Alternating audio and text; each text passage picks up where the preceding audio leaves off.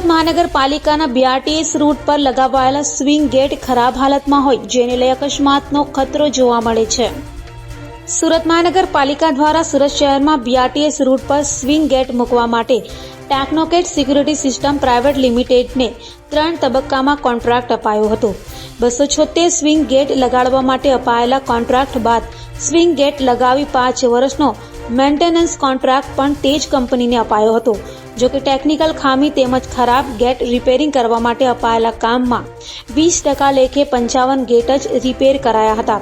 Gate repairing કર્યા બાદ કંપનીએ કામ નહીં કરતા ઇજારો રદ કરાશે, કારણ કે સ્વિંગ ગેટ ખરાબ હોવાથી અનેકવાર અકસ્માત થાય છે.